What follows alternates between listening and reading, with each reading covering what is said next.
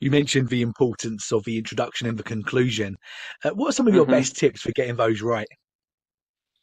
Well, if there's one thing that I write and rewrite more than anything else, it's the introduction.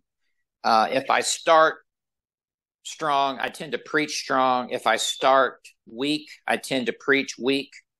So I want it to be really even, I write that out in complete sentences, and I know how I'm going to start this. Even if I'm not looking down at it, I want to have airtight introduction.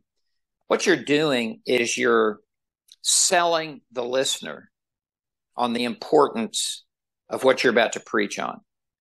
With a good introduction, you ought to be able to give the introduction and go sit on the front pew and just sit down, and the whole church would want you to get back up in the pulpit and deliver the main body of the sermon. So there's a strategic importance to an introduction. And you are showing the relevance, why this is so important, why they need to understand this passage and put it into practice in their life. And it's not because it's just the next verses in the Gospel of Luke. Why did I need to hear this sermon today?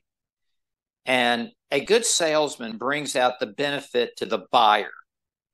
So you're bringing out the benefits of this passage to the listener and showing them and convincing them before you even get into this why this is strategically and critically important for their spiritual life and development. So that's basically what you're doing. You're also many times setting the context. Paul's in prison. It's the year 60 to 62 AD. It's his first Roman imprisonment. He's under house arrest. And setting the context historically.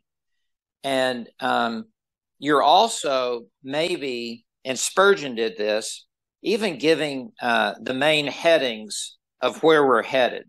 Today in this sermon, we will note four things.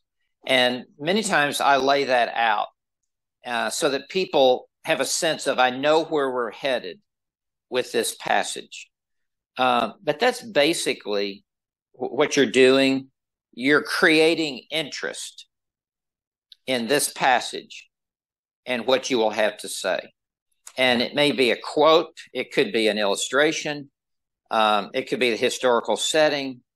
It could be something that's taking place in the world right now.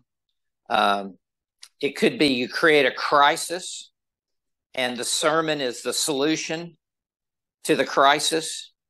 And you need to vary your introductions. You can't sound like a broken record and everything, every introduction kind of follows the same format.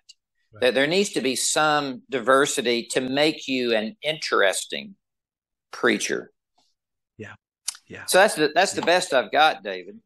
Yeah. Well, very good. I'm thankful for it, Dr. Lawson.